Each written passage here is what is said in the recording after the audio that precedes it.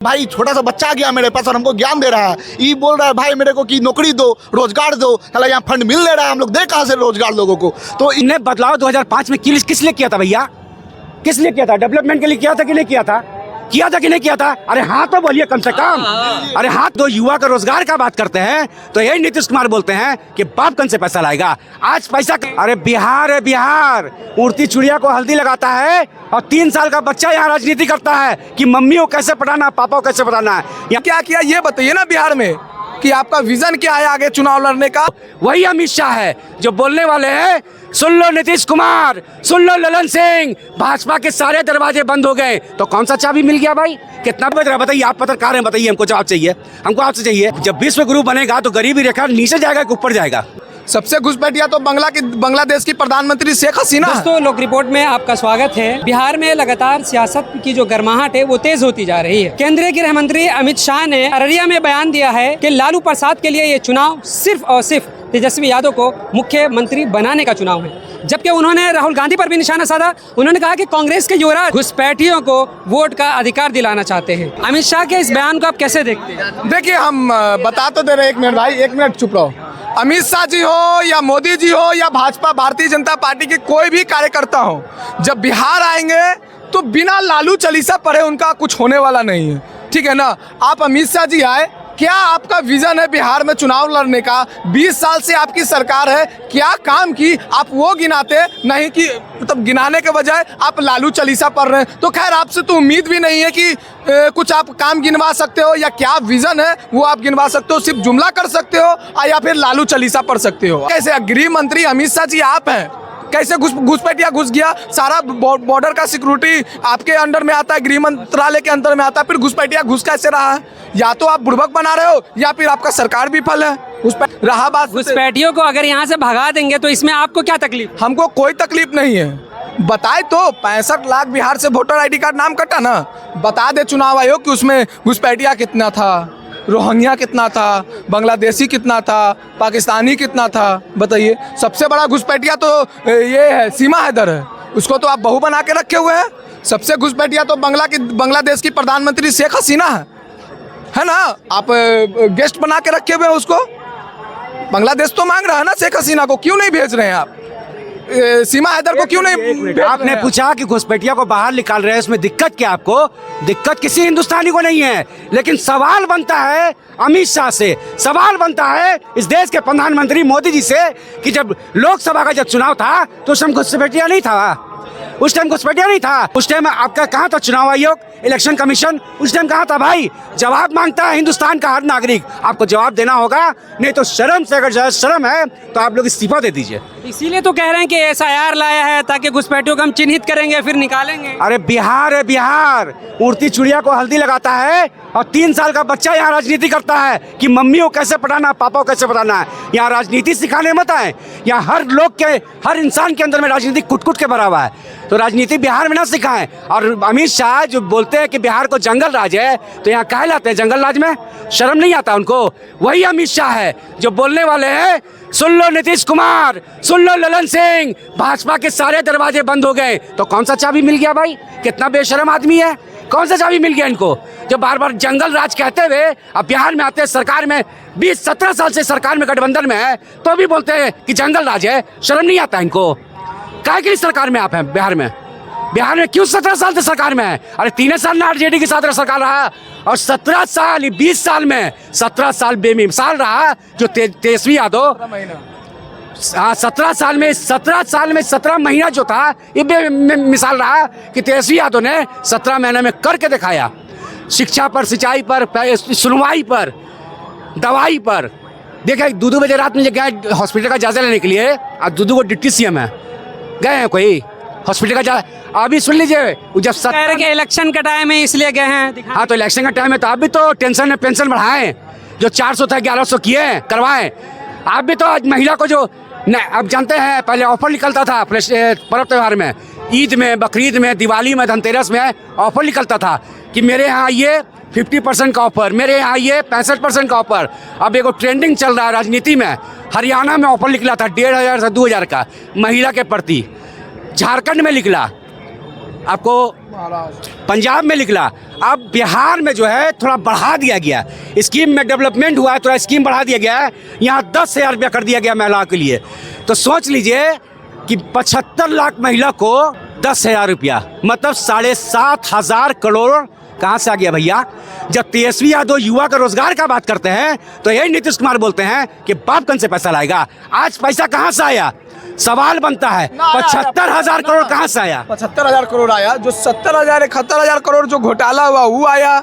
16,000 करोड़ जो बिहार पे कर्ज लिए नीतीश कुमार, वहाँ से आया। उसी सब में से दे रहे हैं नीतीश जी। तो फ्री रेवड़ी के खिलाफ है क्या आप? फ्री रेवड़ी के खिलाफ है? फ्री एजुकेशन कीजिए, फ्री आप दवाई कीजिए, सिंचाई कीजिए, आप जो यूरिया मिलता है उसको फ्री कीजिए। क्या बात कर रहे हैं आप? क्या सत्ता चला रहे हैं आप? सत्ता वैसे ही चलता है, खाली सुबह शाम कटाक्ष चल रहा है कि सम्राट चौधरी ने तेजस्वी यादव को क्या बोला, अमित शाह ने लालू यादव को क्या बोला। हम लोग कान सुनते सुनते हम लोग बहरा हो गए। कैमरामैन फोकस कीजिए, देखिए कान के अंदर जख्म हो गया जुमला सुनते सुनते। अरे तो गठबंधन की सरकार भी तो, जो अभी महागठबंधन बना है, वो भी तो वादा करे कि हम 2,000 देंगे, वो भी तो वादा करे कि हम बिजली फ्री देंगे।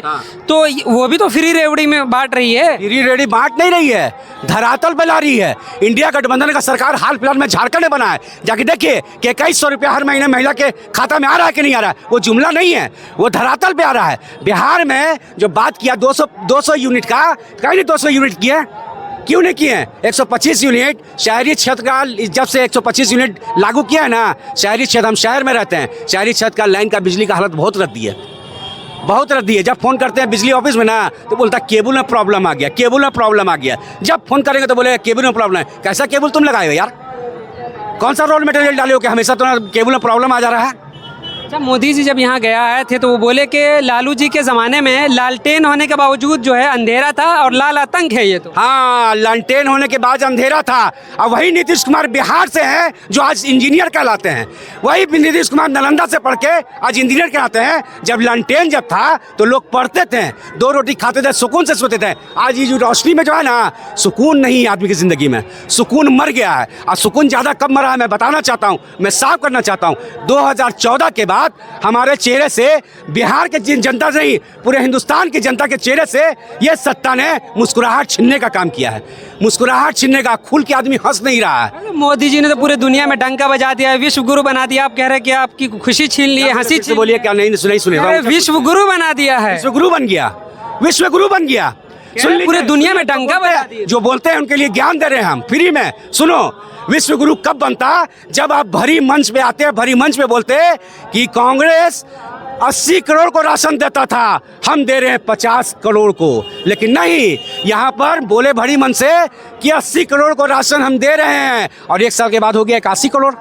कैसे डेवलप कर रहा है हमारा भारत? कैसे डेवलप कर रहा है? यहाँ दिन पर दिन गरीबी रेखा बढ़ते जा रहा है, बोल रहे भारत डेवलप कर रहा है, डंका बज रहा है। कैसे बज रहा है बताइए? आप पत्रकार हैं, बताइए, हमको जवाब चाहिए, हमको आपसे चाहिए। जब विश्व गुरु बनेगा तो गरीबी रेखा नीचे जाएगा कि ऊपर जाएगा? नीचे जाएगा, नीचे जाएगा। तो ये दर बदर बढ़ क्यों रहा है? 80 करोड़ से 75 करोड़ होना चाहिए था, 70 करोड़ होना चाहिए था, ये 81 करोड़ कहा जा रहा है भाई। फिर अगले बार ऐलान करेंगे कि हम 82 करोड़ को दे रहे हैं, फिर बोलेंगे 140 करोड़ को दे रहे हैं, जितना हिंदुस्तान का आबादी सबके घर में हम राशन दे रहे हैं। अरे तुम राशन नहीं, तुम एजुकेशन दो, तुम टैक्स जो एजुकेशन पर लगाए उसको फ्री करो, ठीक है? अगर मेरे बात से कोई सहमत नहीं है तो कटाक्ष मेरा कर सकते हैं, कटाक्ष मेरा कीजिए। भैया का एकदम सहमत है। जो तेजस्वी का जब 1.5 साल के लिए वो बने थे उप मुख्यमंत्री, नीतीश जी उनके साथ इसलिए नहीं रह पाए कि तेजस्वी वो हमेशा रोजगार देने का काम करना चाहते थे और नीतीश जी के पास उतना फंड आता नहीं था। इसको देखता था, अरे भाई छोटा सा बच्चा आ गया मेरे पास और हमको ज्ञान दे रहा है, ये बोल रहा है भाई मेरे को कि नौकरी दो, रोजगार दो, चला यहाँ फंड मिल ले रहा है, हम लोग दे कहाँ से रोजगार लोगों को। तो इस चीज नीतीश जी को लगने लगा कि नहीं भाई मेरा राज्य में सही था। जब मैं एनडीए के साथ गेटअप में था तो उस वक्त जब लोगों को बुड़बक बना रहा था, कास्टिज्म के नाम पे, रिलीजन के नाम पे, लोगों को, हमको तो पता है कि इलेक्शन आता है। अब जैसे ना आप देख रहे हैं SIR लाया है लोग पीपल को काटने के लिए, लोगों को, आधा लोगों को तो 65 लाख लोगों को तो ऐसे काट दिया। तो इनका यही एक रीजन था कि लोगों को लास्ट में हम काम तो दिखा पाएंगे नहीं, जो काम हम लोग किए नहीं है। और तेजस्वी का क्या है, ये जो है लालू का पार्टी, ये उड़ते हुए चिड़िया को हल्दी लगाते हैं, इनका इतना ताकत है। और ये रोजगार के नाम पर रोजगार देने का काम किया। आपको हम प्रूफ देना चाहते हैं, ये इसके राज्य में, इसके तेजस्वी के राज्य में ये नौकरी नौकरी दिए हैं। आज देखिए कितना गवर्नमेंट टीचर बन के निकला, बीपीएससी बन के निकला। आज अब नीतीश जी के सरकार पे देखिए, आप चले जाइएगा वहाँ का गांधी मैदान, रोज ना रोज प्रोटेस्ट चल रहा है। कभी गवर्नमेंट नौकरी को लेकर प्रोटेस्ट चल रहा है, कभी सहकारिता को लेकर प्रॉब्लम चल रहा है, कभी कोई टीचर का एग्जाम को लेकर प्रोटेस्ट चल रहा है, क्वेश्चन लीक हो जा रहा है। तो आप बोलिए हमारा बिहार कहाँ जा रहा है?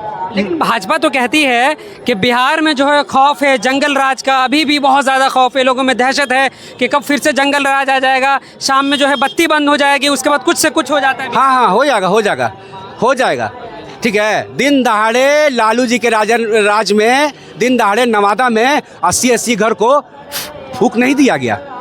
दिन दहाड़े पारस में जाके मरीज का पेशेंट को गोली नहीं मार दिया गया। दिन दहाड़े डाबंगला चौराहा पर सुनार का दुकान है, सोना लूट लिया गया। वो जंगल राज का प्रतीक नहीं है।